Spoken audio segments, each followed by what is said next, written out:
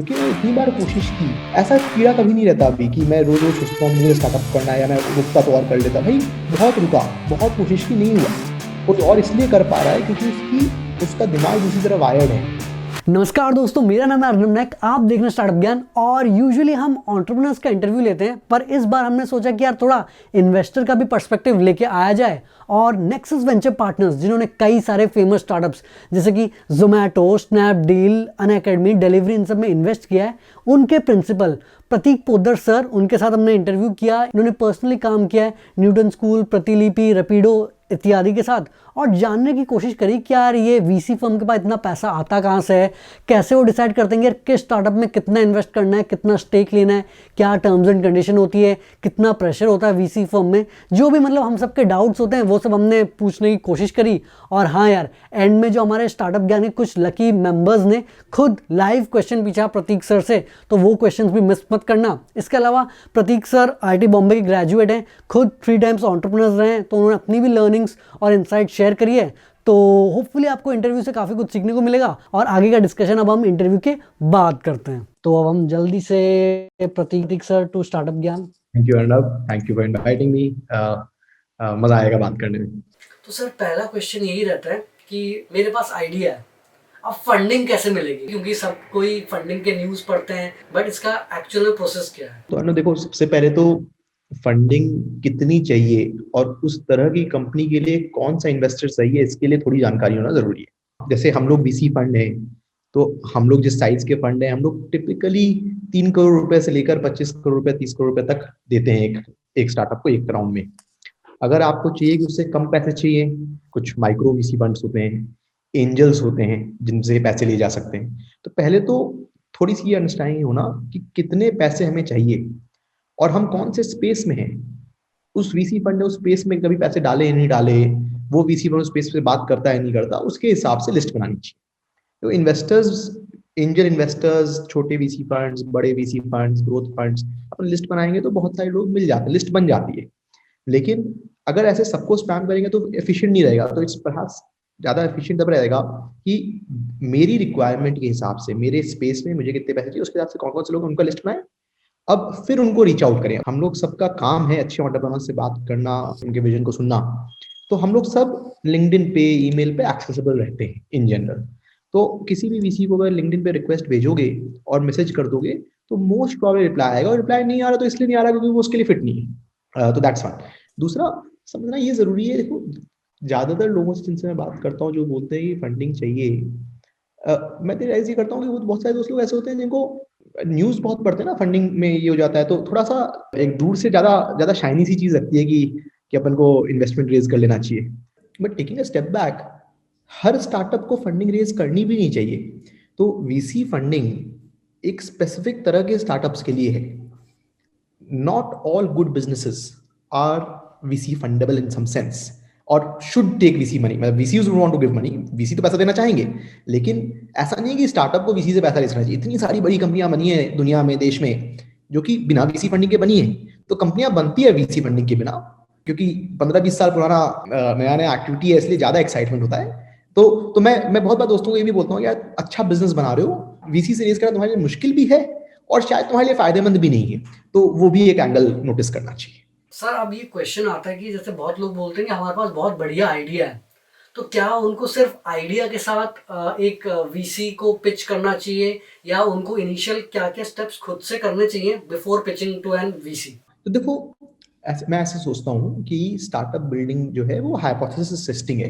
कि आप सोचते हो कि ये रिस्क है, इसको फिक्स करने की कोशिश करते हैं, प्रूव करते हो ये रिस्क हो सकता, ये प्रूव हो, ये रिस्क मिटिगेट हो गया कि नहीं हुआ, और फिर दूसरे रिस्क पे जाते रहते हो। तो startup building is a series of risk mitigation activities और hypothesis testing at some level. तो अब क्या आइडिया पे आना चाहिए, तो कुछ स्पेसेस में आइडिया पे भी आना चलता है। अगर आपको स्पेसिफिक एक्सपीरियंस है उस स्पेस में, अगर आपका उसको यूनिक इंसाइट है कि भाई मुझे पता है कि इस तरह से एंट्री हो जाएगी, तो आइडिया पे रेज करना आसान होता है कंपैरेटिवली। लेकिन अगर अपन एक बहुत ही कॉम्पिटिटिव स्पेस में है और अपन बोल रहे हैं कि यार सब लोग ये करते हैं मैं भी यही करूंगा, तो फिर आइडिया पे होना मुश्किल है। आप बोल रहे हो कि क्योंकि उसमें आइडिया इंपॉर्टेंट नहीं था, उसमें इंपॉर्टेंट ये था कि आप एग्जीक्यूट कैसे करेंगे। तो एग्जीक्यूट कीजिए, नंबर लाइए, ट्रैक्शन लाइए, फिर बात करेंगे। हर तरह के रिस्क के हिसाब से आइडिया आपकी कुछ चीज़ों में हो जाती है, कुछ चीज़ों में आइडिया पे नहीं होती। तो आज से कोई बोलेगा कि मैं टैक्सी कंपनी चालू कर रहा हूँ, कि ऑनलाइन टैक्सी कंपनी चालू कर रहा हूँ कि आप फ़ोन से टैक्सी मंगा सकते हैं। तो आज उस पर होना बहुत ही मुश्किल है, क्योंकि सच्चाई ये है कि बड़े कंपनीज हैं, ओला, उबर, रैपिडो है। तो अब आप नई कंपनी कैसे बनाइएगा जिसमें आप कस्टमर को बुला पाइएगा ऐसे? लेकिन आज से 10 साल पहले अगर किसी को अंडरस्टैंडिंग है कि इंडिया में ये कैसे बनेगा और कैसे कैसे इस मार्केट में लोग आएंगे, क्या कितने पैसे लगेंगे, कैसे रिटेंशन किया जाएगा, तो उस वक्त आइडिया पे रेज किया जा सकता है। इनोवेटिव आइडिया में, यूनिक आइडिया में आइडिया पे रेज शायद किया जाए, लेकिन कॉम्पिटिटिव स्पेसेस में थोड़ा मुश्किल होता है। नॉट दैट नहीं होता, हर चीज का काउंटर एग्जाम्पल मिल जाएगा इंडस्ट्री में, लेकिन मुश्किल होता है। तो सर हम एक एवरेज केस लेते हैं, तो यूजुअली ये होगा कि एंटरप्रेन्योर ने कुछ कुछ टेस्ट करके लाया होगा, उसके बाद कुछ नंबर दोगे। तो जनरली जब एक इन्वेस्टर देखता है, वो किस टाइप के स्टार्टअप या किन टाइप के एंटरप्रेन्योर्स को इन्वेस्टेबल मानते हैं? हाँ, तो देखो, मैं ऐसा नहीं बोलूंगा सब कुछ होना चाहिए, और मैं ऐसा भी नहीं बोलूंगा कि कुछ भी नहीं हुआ तो चलता है, बट मैं ब्रॉड आउटलाइन देता हूँ।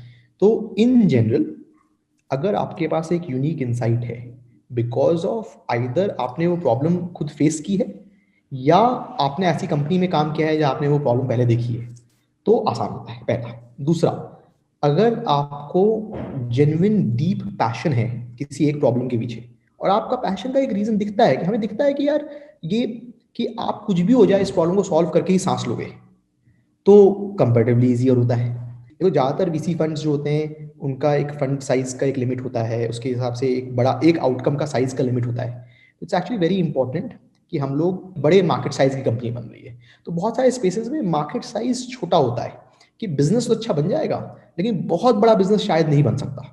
तो उस केस में फंड रेज करना थोड़ा सा मुश्किल हो जाता है। नॉट दैट अगेन कि हुआ नहीं है ऐसा, लेकिन मुश्किल हो जाता है। तो सर क्वेश्चन ये आता है कि जब एक स्टार्टअप आता है, तो यूजुअली एक स्टार्टअप को वैल्यू कैसे किया जाता है? मतलब हमेशा न्यूज में अलग अलग वैल्यूएशन आता है, बट मेन क्राइटेरिया क्या होते हैं जिससे आप डिसाइड करते हो कि यार ये स्टार्टअप की वैल्यूएशन इतनी होनी चाहिए? अब मैं बताता हूँ, देखो, लेट स्टेज पे तो वैल्यूएशन डिसाइड करने के बहुत सारे तरीके होते हैं, बिकॉज कंपेरेबल्स होते हैं, कि देखो ऐसा है कि यूएस में अमेजोन को इस तरह से वैल्यू किया गया है, इतने प्रॉफिट्स पे या इतने इतने रेवेन्यू पे, इस मल्टीपल पे, तो इंडिया में इस तरह से हम कर देंगे। लेट स्टेज पे तो थोड़ा सा कंपेरेटिवली इजियर होता है। अर्ली स्टेज पे सच्चाई ये है, कोई रॉकेट साइंस नहीं है, it's actually more art than science. तो होता कैसे है कि जैसे मान लो तुमने बोला कि मुझे वीसी फंड्स का एक मिनिमम ओनरशिप क्राइटेरियन होता है टिपिकली, कि भाई मैं 15% से कम तो लूंगा नहीं, क्योंकि इतना टाइम लगेगा। अगर 15% से कम है तो फायदा क्या है काम करने का, क्योंकि जब तक ओनरशिप ना हो तब तक मजा नहीं आएगा, या 25% से कम तो लूंगा नहीं। तो ओनरशिप कंस्ट्रेंट वीसी फंड की तरफ से आ जाता है। कितना फंड रेज करना है ताकि नेक्स्ट स्टेप पे पहुंच पाओ, वो एंटरप्रेन्योर की तरफ से आ जाता है। तो अगर एंटरप्रेन्योर का कंस्ट्रेंट है कि भाई उसको 2 करोड़ चाहिए चाहिए, तो 2 करोड़ रेज करने हैं, और मैं बोल रहा हूँ मुझे 20% चाहिए, तो अपने आप हो गया कि पोस्ट मनी वैल्यूएशन हो गई 2 करोड़ इंटू 5, 10 करोड़, कि 10 करोड़ वैल्यूएशन हो गई। अब 10 करोड़ वैल्यूएशन हो गई, ये डिराइव्ड नंबर है, कभी किसी ने ये नहीं सोचा कि 10 करोड़ कैसे हुई। 2 करोड़ और 20% से 10 करोड़ आ गया, मतलब इसलिए that's why it's more art than science. लेकिन ऐसा नहीं है कि तुम जितना मांगोगे उतना ठीक है। तो फिर मैं ऐसे सोच रहा हूँ कि अच्छा, पहला तो ये कि 2 करोड़ में बन पाएगा कि इतना कुछ, तो 2 करोड़ नहीं, शायद उसको 10 करोड़ चाहिए, तो मैं खुद ही बोलूंगा वैल्यूएशन बढ़ा ले, कोई बात नहीं, लेकिन 10 करोड़ रेस कर। दूसरी तरफ मैं ये सोचूंगा कि यार इतने पैसे लगा के, इतना रिस्क लेके अगर ये बन रहा है, उससे अच्छा मैं दूसरी कंपनी में ही डाल दूं, वहां पर रिस्क कम है। तो back of the mind comparison चल रहा है, because capital eight the end of the day मैं इस कंपनी और इस कंपनी और इस कंपनी तीनों में डाल सकता था, मैं इसमें चूज कर रहा हूं इन दोनों में डालने के अलावा, तो बैक ऑफ द माइंड चल रहा है। But fundamentally valuation is an output metric in some sense and not an input metric, unlike what most people would think. तो इसलिए थोड़ा सा ये लिक्विड सा रहता है, कि आर्ट की तरह चलता है। बट सर यूजुअली ऐसा नहीं होता कि जो फाउंडर्स हैं वो काफ़ी बड़ा वैल्यूएशन चाहते हैं या बहुत ज़्यादा फंडिंग चाहते हैं, एंड वीसी में बिलीव कि यार इतनी वैल्यूएशन है नहीं या इतने ज़्यादा पैसे नहीं है, तो फिर कैसे एक मिडिल ग्राउंड लिया जाता है या कैसे डिसाइड करते हैं? नहीं, तो देखो, अगेन फाउंडर को भी रियलिस्टिक होना होता है, इन्वेस्टर को भी रियलिस्टिक होना होता है।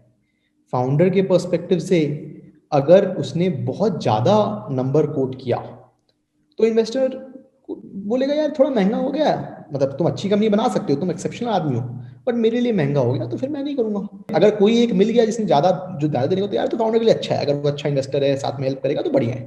लेकिन अगर ऐसा नहीं है तो फाउंडर का नुकसान हो रहा है। तो फाउंडर भी रियलिस्टिक नंबर मांगता है टिपिकली, जो कि उसको लगता है कि कंपनी के लिए रियलिस्टिक है। ज्यादा ज्यादा नंबर, हाई नंबर होगा तो क्लोज नहीं हो पाएगा। फाइनली शादी ठीक से हो जाती है, मैचिंग ठीक से हो जाती है। सर एक और भी बहुत लोगों का क्वेश्चन आता है कि अब जैसे फंडिंग होती है, बट उसमें टर्म्स एंड कंडीशंस क्या होते हैं? लोगों को लगता है कि यार हम क्योंकि इन्वेस्टर का पैसा है, हम अच्छा ऑफिस ले लेंगे या कुछ इक्विपमेंट ले लेंगे, या कैसे usually terms and condition decided होते हैं कि एंटरप्रेन्योर जो है वो सिर्फ जो जिस चीज के लिए चाहिए उसी में इन्वेस्ट करे, या फिर इधर उधर की फालतू की स्पेंडिंग ना करे? हाँ, तो देखो सच्चाई है, एंटरप्रेन्योर मतलब ऐसा नहीं है ना कि एंटरप्रेन्योर पैसे ले लेता है, उसको कंपनी नहीं बनानी। फाइनली तो उसको कंपनी बनानी है। उसने देखो सबसे ज्यादा लाइन पे तो एंटरप्रेन्योर का है, उसने जॉब छोड़ी है, वो फुल टाइम कर रहा है। बाकी सब लोग गलती कर सकते हैं, एंटरप्रेन्योर से ज्यादा कॉशियस तो कोई नहीं रह सकता कि भाई मुझे सब कुछ सही करना है। तो इंटेंट तो गलत नहीं होता टिपिकली। अब लीगल पर्सपेक्टिव से दो, ताकि ये सब चीजें फिक्स रहे, ठीक रहे, तो एक क्लॉज होता है कि इससे ज्यादा अगर खर्चा कर रहे हो तो अप्रूवल चाहिए। टिपिकली सब कुछ अप्रूव होता ही है, टिपिकली कभी किसी चीज के लिए मना नहीं किया जाता। लेकिन लीगल पर्सपेक्टिव से एक ऐसा क्लॉज होता है, तो ऑनरेटर को सब समझ में आता है कि यहाँ ये खर्चा करना चाहिए, खर्चा नहीं करना चाहिए। और अगर इन्वेस्टर को समझ में आता है, ऑनरेटर इन्वेस्टर को समझा देता है कि देखो ऐसा है, मुझे लगता है इसलिए फायदा होगा, और टिपिकली इन्वेस्टर मान ही जाता है। तो सर एक ये भी आता है कि जैसे बहुत लोग बोलते हैं कि जब आपको इन्वेस्टमेंट चाहिए तो आपके नेटवर्क भी होना चाहिए, कि आप समाओ किसी को जानते हो इन्वेस्टमेंट फर्म में जो काम करता हो, या आपका क्लोज फ्रेंड उनको जानता हो जो आपको रेफरल दे पाए। बट जैसे कि हमारी ऑडियंस है जो कि मे बी दिल्ली, बैंगलोर, मुंबई में नहीं रहती है, तो उनका उतना नेटवर्क नहीं है, तो वो नेटवर्क कैसे बिल्ड कर सकते हैं या वो कैसे अप्रोच कर सकते हैं? या देखो, तो मैं ऐसा नहीं बोलूंगा कि नेटवर्क के बिना मुश्किल नहीं होता, मुश्किल होता है। लेकिन मैं ये भी नहीं बोलूंगा कि नेटवर्क से ही सब कुछ होता है। भाई फाइनली अगर आप अच्छी कंपनी बिल्ड कर रहे हो, मुझे पैसे इस बात के मिलते हैं कि मैं अच्छे फाउंडर्स को ढूंढूं और उनको कन्विंस करूं कि मुझसे पैसे ले लीजिए। तो मेरा काम है अच्छे फाउंडर्स से बात करना। बट हाँ, सबका नेटवर्क नहीं होता। सबके कॉलेज के दोस्त लोग वीसी फर्म्स में काम नहीं कर रहे होते। तो इतना आसान नहीं होता बहुत बार रीच आउट करना। तो जैसा कि मैंने कहा, आप कोल्ड मैसेज भेजिए लिंक्डइन पे, ट्विटर पे। अगर आप जो बना रहे हैं उसके पिच में दम है या बंदा समझ पा रहा है, तो वो आपको रिप्लाई करेगा और आपकी मीटिंग होगी। और फिर दूसरा ये भी है कि आप कंपनी बनाइए। कंपनी जब बन रही है, नंबर्स आ रहे हैं, तो कोई नेटवर्क की जरूरत नहीं होती। वीसी फर्म्स लाइन लगा के लगे रहते हैं। जैसे बोलते हैं ना कि ज्यादा लोगों से बात करनी होती है, ज्यादा दरवाजे खटखटाने होते हैं, लेकिन फाइनली परसिवरेंस का रंग तो लाएगी।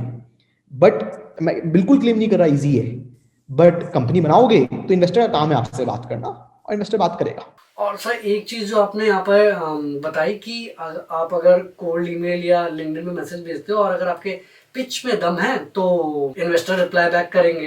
तो एक्चुअली एक पिच डेक में यूजुअली एक इन्वेस्टर देखते क्या है कि यार ये दो तीन चीजें हुई तो हाँ यार इसको अटेंशन देनी चाहिए। हाँ, तो सबसे पहले जैसे कि मैंने कहा कि प्रॉब्लम से एसोसिएशन, कि प्रॉब्लम से आप क्यों एसोसिएट करते हैं, क्यों आप ही सही आदमी है इस प्रॉब्लम को सॉल्व करने के लिए। दूसरा, आप जब सॉल्व कर रहे हैं तो आपका सोल्यूशन बेटर क्यों है, आप दूसरों से ज्यादा क्यों सोच पा रहे हैं, ऐसा क्या है जो आप जानते हैं जो बाकी सब लोग नहीं जानते। आई थिंक वो सबसे ज्यादा स्ट्राइकिंग फीचर होता है कि आपके हिसाब से क्यों दुनिया दूसरी तरह से होनी चाहिए। क्योंकि आप इफेक्टिवली एंटरप्रेन्योर क्या कर रहा है, एक नई दुनिया बना रहा है। तो मैं खुद बैठे हुए तो सोच नहीं सकता कि भाई दुनिया कैसे बदलेगी, लेकिन जब एंटरप्रेन्योर की बात सुनते हो एंटरप्रेन्योर, तो उसमें कई बार क्लियरली दिखता है कि उसके हिसाब से दुनिया ऐसी होनी चाहिए और वो दुनिया बनाने के लिए काम कर रहा है। तो a lot of it is market, problem, association with problem, solution, defensibility of solution, ये सब कुछ होता है। मतलब बहुत कुछ देखो, किस्मत भी है, मैं ये नहीं बोलूंगा किस्मत नहीं होती हर चीज में, बट एंटरप्रेन्योर का काम ये है कि ये सब तो कर ले। क्वेश्चन ये है कि वीसी फर्म्स फंडिंग क्यों करते हैं? मतलब पैसा आया, चलो कहीं से आया, बट क्या इसके पीछे हाइपोथेसिस है कि क्यों फंड करना है? तो देखो भाई, हमारे पास पैसे कहाँ से आते हैं, हमारे भी इन्वेस्टर्स होते हैं। हमारे इन्वेस्टर्स को एलपीज बोलते हैं, लिमिटेड पार्टनर्स। जो इन्वेस्टर्स होते हैं वो टिपिकली पेंशन फंड्स होते हैं, इंडाउमेंट फंड्स होते हैं। तो उनके पास लॉन्ग टर्म कैपिटल होता है, जो कि उनको ऐसा नहीं है कि जल्दी जल्दी रिटर्न चाहिए। तो वो लोग हमें हमें पैसे देते हैं।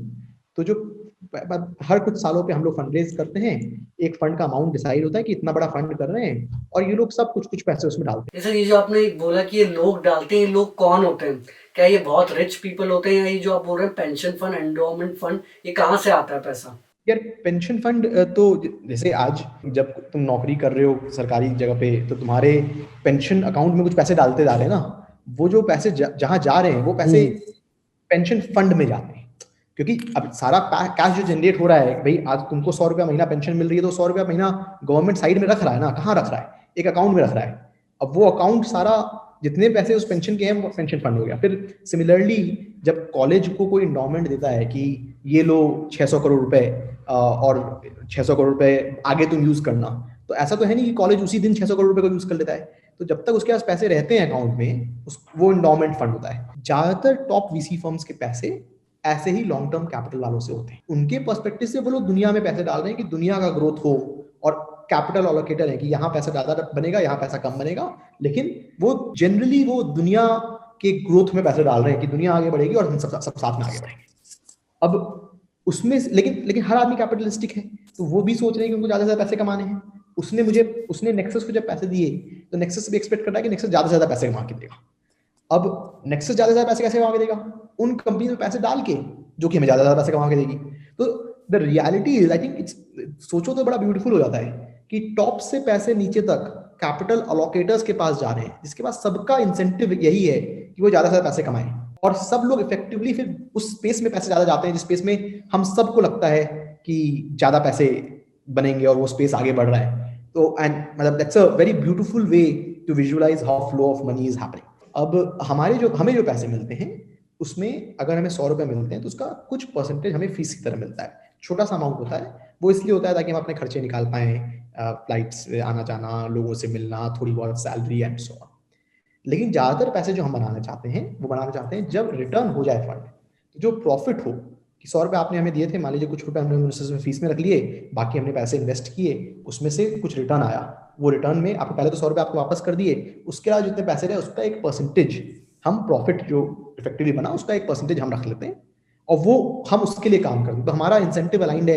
हाँ नहीं, मैं ये बोल रहा था कि आपने जैसे कि अभी बताया कि लिमिटेड पार्टनर्स होते हैं जो आपको फंड देते हैं, जैसे नेक्सस वेंचर पार्टनर्स को फंड दिया, तो फिर आपका क्या रोल है और कैसे वो डिवाइड होता है? क्या आप अपने भी पैसे लगाते हो? तो वो स्ट्रक्चर क्या होता है, वो थोड़ा अगर आप बताएं। हाँ तो देखो, मैं प्रिंसिपल हूँ, मैं पार्टनर नहीं हूँ। तो जनरल पार्टनर जो है वो अपने भी पैसे लगाता है। अब मतलब वो टिपिकली वो अपने पैसे इसलिए लगाता है ताकि ये प्रूव कर पाए कि देखो हम इंसेंटिव और ज्यादा अलाइंड है, कि भाई मैंने अपने भी पैसे लगा दिए। मतलब अगर पैसे नहीं बने तो हम लोग कर क्या रहे हैं यहाँ पे, क्योंकि मैं अपने पैसे भी डुबाऊंगा और सैलरी तो कम ही में ले रहा हूँ, मतलब प्रॉफिट पे ही भरोसा कर रहा हूँ, तो प्रॉफिट भी नहीं होगा, अपने पैसे भी डुबाऊंगा, मुझे कुछ नहीं मिलेगा। तो इफ इन सम वेज ये अलाइनमेंट का सोल्यूशन है कि सब लोग अलाइंड है कि हम सब सही कंपनी में पैसे डालेंगे, और जब पैसे कंपनी के बनेंगे और हम सबके बनेंगे तो ही हम बनाएंगे पैसे। इस तरह से स्ट्रक्चर डिफाइन होता है। तो प्रॉफिट शेयरिंग पे सबका बहुत फोकस होता है, और इसलिए इंसेंटिव सबका अलाइन होता है, और बहुत ही लॉन्ग टर्म बिजनेस हो जाता है। क्योंकि देखो पैसे आज डालोगे, ऐसा तो है नहीं कि अभी के अभी रिटर्न हो जाना है, तो बहुत लंबा गेम हो जाता है। तो it's not a 2 year 5 year thing, या पब्लिक इन्वेस्टिंग नहीं कि जल्दी से पैसे आएंगे, इसमें बहुत लंबा टाइम होता है। इसलिए वीसी बहुत ही पेशेंट गेम होता है कि काम करो, ईमानदारी से पैसे डालो, ईमानदारी से कंपनीज की हेल्प करो, और बहुत सालों बाद बड़े रिटर्न्स की उम्मीद करो। तो सर यहाँ पर अगर हम तो एग्जाम्पल के तो समझने की कोशिश करेंगे, मान लो कि 100 रुपए आता है नेक्सस वेंचर पार्टनर या कोई भी वीसी में, तो उसमें अप्रोक्सीमेटली कितना एक एलपी डालता है, कितना एक जीपी डालता है, क्या मैनेजमेंट फीस होती है? 100 रुपए में हम अज्यूम करते हैं, और उसके बाद जो प्रॉफिट शेयरिंग होती है वो फिर कैसे कैसे डिवाइड होता है? देखो 100 रुपए में करीब करीब जैसे 1.5-2% फीस होती है महीने की, साल की, और 7-8-10 साल का टेन्योर होता है, तो इफेक्टिवली 15-20% करीब करीब फीस पे चला जाता है। तो मान लो 85 रुपए इन्वेस्ट करते हैं। अब उम्मीद ये करते हैं 85 रुपए इन्वेस्ट किए हैं तो अच्छे फंड्स 400-500 रुपए उसको बना देंगे। जब 400-500 बना दोगे तो उसमें से 100 रुपए वापस करके, मैं मानता हूँ मैं बहुत सिंप्लीफाई कर रहा हूँ, बट क्योंकि कुछ लिमिट्स भी होती हैं कि इससे ज्यादा नहीं हुआ तो नहीं करेंगे, इससे कम हुआ तो नहीं करेंगे। बट अगर 400-500 रुपए आए तो 100 रुपए वापस करके, अगर 400 रुपए आए 100 रुपए वापस करके 300 रुपए बचे। 300 में टिपिकली लोग 20% प्रॉफिट शेयरिंग होती है, तो 300 का 20% 60 रुपए। तो मुझे मतलब एज अ कंपनी हमें 15-20 रुपए मिले फीस से, अगर हम अच्छा परफॉर्म करें तो 60 रुपए मिले प्रॉफिट शेयरिंग से। ये मॉडल टिपिकली काम करता है। लेकिन वैसे तो 10 साल काम करोगे, 15 साल काम करोगे तो जाके वो 15 रुपए और ये मतलब 15 रुपए ओवर 10 ईयर्स और 60 rupees eight the end of 10 years मिलेंगे। बट सर देख, जैसे कि आपने बोला कि ऐसे भी होता होगा कि बहुत सारे स्टार्टअप्स चले नहीं, जितना आपने इन्वेस्ट किया उसका रिटर्न बहुत कम आया या बिल्कुल ही फेल हो गया, तो फिर उन एंटरप्रेन्योर्स पे प्रेशर होता है या क्या होता है कि क्योंकि आपके पैसे तो चले गए? नहीं देखो, फाइनली तो देखो रिस्क कैपिटल है, लोन नहीं है। तो लोन वाला कॉन्सिक्वेंसेस नहीं होते कि बैंक वाले लोग आ रहे हैं और घर ले रहे हैं, वो सब नहीं होता। देखो जो जो हिंदी पिक्चर में देखते हैं अपन, वो सब चीजें नहीं होती। लेकिन है तो इक्विटी फाइनेंसिंग। लेकिन आई एम श्योर रिस्पॉन्सिबल फाउंडर को प्रेशर ये होता है कि किसी से पैसे लिए हैं जिसने उसके साथ काम करने के लिए प्रॉमिस किया, तो रिस्क प्रेशर रहता है। बट हम भी मानते हैं रिस्क कैपिटल है, हम भी मानते हैं बहुत सारी कंपनीज फेल होंगी, तो हमें भी मालूम है कि ज्यादातर कंपनियां फेल ही होंगी। कुछ सक्सीड करेंगी और वो इतना सक्सीड करेंगी कि सबके पैसे निकाल देंगी। तो हमें भी ये मालूम है, एंटरप्रेन्योर को भी मालूम है। तो इसलिए ऐसा नहीं है कि कॉन्सिक्वेंसेज होते हैं, but I am sure as responsible people हम लोग सब प्रेशर लेते हैं। मैं भी प्रेशर लेता हूँ, एंटरप्रेन्योर भी प्रेशर लेता है, और हम लोग सब सक्सेसफुल होने की कोशिश कर रहे होते हैं। सर एक तो ये हुआ कि चलो एंटरप्रेन्योर सक्सेसफुल हुआ, बट मान लो कि वीसी फर्म का एक ऐसा फेज आया, मतलब मेजॉरिटी उनके इन्वेस्टमेंट्स नहीं चले, तो क्या वीसी फंड में भी प्रेशर आ जाता है कि तुमने इतना रेज किया और तुम्हारे कोई भी बेट्स नहीं चल रहे हैं? तो आना ही चाहिए, मतलब हर आदमी रिस्पॉन्सिबल होना चाहिए अपने एक्शंस के लिए। और अगर बहुत बार जो फंड्स बंद हुए हैं वो इसी तरह से होते हैं कि आपका कुछ साल परफॉर्मेंस खराब रहता है, तो आपके इन्वेस्टर्स बोलते हैं भाई हम आपको पैसे क्यों दें, आपसे बेटर बहुत सारे इन्वेस्टर्स हैं, उनको पैसे देंगे, आप रैप अप कर लीजिए। जैसे वीसी, जैसे कंपनीज बंद होती हैं वैसे वीसी फंड्स भी बंद होते हैं अगर हमें पैसे नहीं मिले। मतलब that's the beauty of working in top funds. जैसे नेक्सस अच्छा फंड है, अच्छे इतने सालों से अच्छा कर रहा है, तो मेरे मुझे मालूम है कि नेक्सस ने 15 साल में इतने अच्छे अच्छे रिटर्न्स दिए हैं, और हमारे एलपीज को हमारे पर इतना कॉन्फिडेंस है कि हमें मालूम है हमें आगे पैसे मिलेंगे, क्योंकि हम सही तरह से काम कर रहे हैं, उनको कम्युनिकेट कर रहे हैं, उनको सब चीज बता रहे हैं कि देखो हमारा ये अच्छा चल रहा है, ये खराब चल रहा है, और हम ब्रॉडली अच्छा कर रहे हैं। तो हमें मालूम है कि एक ट्रस्ट है। बट यू आर राइट, अगर खराब करेगा तो कोई भी फॉर्म धीरे धीरे धीरे धीरे खत्म हो जाएगा। बड़े से बड़े फॉर्म्स खत्म हुए हैं, हर दिन नया दिन है, आपको रोज परफॉर्म करना है। और सर एक और ये भी क्वेश्चन आता है कि चलो एक वीसी फंड फंडिंग देता है, पैसा देता है जिसकी वजह से स्टार्टअप ग्रो करता है, बट इसके अलावा भी एक वीसी फंड क्या चीजें प्रोवाइड करता है? देखो, पैसे तो देते हैं पहला, दूसरा मेरे हिसाब से देखो कस्टमर के बारे में या उनके बिजनेस के बारे में, तो ये बोलना मेरा गलत होगा कि मैं एंटरप्रेन्योर से ज्यादा जान सकता हूँ। तो एंटरप्रेन्योर मुझसे ज्यादा जानता ही होगा मोस्टली अपने प्रॉब्लम के बारे में, अपने कस्टमर के बारे में, और उसको बिजनेस बनाना आता है। तो मुझे लगता नहीं है कि मैं उसमें मैं ऑपरेशनली इन्वॉल्व होना चाहता हूँ या ऑपरेशनली काम करना चाहता हूँ एंटरप्रेन्योर के साथ। कहाँ कहाँ हम लोग हेल्प कर पाते हैं, एक हम लोग थोड़ा सा स्ट्रैटेजिकली हेल्प कर पाते हैं, क्योंकि हम लोग बहुत सारी कंपनीज के साथ काम कर रहे हैं या ग्लोबली बहुत सारी कंपनीज देख रहे हैं, तो हमारे पास थोड़ा सा पर्सपेक्टिव होता है कि इस तरह की कंपनी में ऐसी प्रॉब्लम्स आई हैं, या इस तरह की कंपनी ने ऐसे फिक्स किया है, या इस स्पेस में ऐसा हुआ तो इस स्पेस में ऐसा होना चाहिए, या इस मार्केट में ऐसा हुआ तो इस मार्केट में ऐसा होना चाहिए। वो थोड़ा सा पर्सपेक्टिव होता है, जो कि एंटरप्रेन्योर का वर्थ इट नहीं है ना कि वो एंटरप्रेन्योर पूरी दुनिया के बारे में सीखता रहे। हमारा काम है सीखते रहना, तो हमारे पास थोड़ा सा इन्फॉर्मेशन उस तरह का ज्यादा होता है जो कि हम एंटरप्रेन्योर से शेयर कर सकते हैं, जिसके कारण एंटरप्रेन्योर को फायदा हो सकता है। तो एक स्ट्रैटेजिक हेल्प एक एंगल होता है। दूसरा एंगल हेल्प होता है हायरिंग में, क्योंकि हमारे पास बहुत लोग मेल करते हैं, क्योंकि हमारे पास बहुत सारी कंपनीज हैं, कंपनीज बंद होती हैं तो फाउंडर्स रीच आउट करते हैं कि कोई अच्छी कंपनी हो तो बताओ वहाँ नौकरी चाहिए। तो उस केस में हम बहुत अच्छे लोगों को, जिनका जो मोटिवेटेड है, ड्रिवन है, अगर आपके स्पेस में इंटरेस्ट है, आपके टाइप की कंपनी में इंटरेस्ट है, आपके कल्चर के फिट बैठेंगे, तो हम सही लोगों को कनेक्ट करा सकते हैं, जिसके कारण एंटरप्रेन्योर को भी फायदा होता है और इस पोटेंशियल एम्प्लॉय को भी फायदा होता है। तो वो सिंसियर हेल्प होती है। तो हायरिंग हेल्प दूसरा हेल्प हुआ। और तीसरा हेल्प मुझे लगता है फंड रेजिंग हेल्प हम लोग बेटर कर पाते हैं। उसका कारण ये है, एक अगेन हम पिच देखते रहते हैं तो हमें थोड़ा सा अंडरस्टैंडिंग डेवलप हो जाती है कि इस तरह के मार्केट में ऐसा पिच चलता है, ऐसा नहीं चलता। फॉरेन इन्वेस्टर्स या बड़े इन्वेस्टर्स ऐसा सोच रहे हैं कि इस तरह की कंपनी में ऐसे पैसे डालने चाहिए, या इस तरह के मार्केट को ज़्यादा देख रहे हैं, इस तरह की स्टोरी में ज़्यादा बिलीव चल रहा है। तो generally hiring fund raising help हम बेटर कर पाते हैं। तो मुझे लगता है स्ट्रैटेजी हेल्प, हायरिंग हेल्प और फंड रेजिंग हेल्प थोड़ा सा, मतलब मुझे लगता है लो हैंगिंग फ्रूट है हमारे लिए, ये वहां तो हम सिंसियरली हेल्प कर ही सकते हैं। उसके अलावा I think of my self कि यार मैं एंटरप्रेन्योर का पार्टनर हूँ, एंटरप्रेन्योर को जहाँ हेल्प चाहिए, एक रिसोर्स पार्टनर हूँ, जहाँ हेल्प चाहिए वो मुझे कॉल कर सकती है, उसको एक आदमी मिलता है जिससे वो बात कर सके जब उसको प्रॉब्लम हो। मतलब मुझे अच्छा लगता है ये सोच के कि शायद मैं कुछ एंटरप्रेन्योर्स का वो हूँ, और वो वैल्यू क्रिएशन भी सिग्निफिकेंट वैल्यू क्रिएशन है। और सर एक ये डाउट था कि जैसे कि एक मान लो कि एक बहुत हॉट सेक्टर है, जैसे कि शॉर्ट फॉर्म वीडियो कंटेंट बहुत हॉट सेक्टर है, तो क्या वीसी फर्म्स में कंपटीशन हो जाता है कि अरे भैया मतलब कि जल्दी करना है, तो उस टाइप का कुछ होता है? हाँ बिल्कुल होता है। और यही कंपटीशन, इसी यही कैपिटलिज्म है कि मैं दो चीजें पिच कर रहा हूँ, लेकिन बहुत बार एंटरप्रेन्योर मैं कम दे रहा हूँ, कम वैल्यूएशन पे दे रहा हूँ, फिर भी मुझे बोलेगा कि यार मुझे आप ही चाहिए, क्योंकि मुझे आपके साथ भरोसा ज्यादा हो रहा है, आपके साथ काम करने में ज्यादा कॉन्फिडेंस आ रहा है।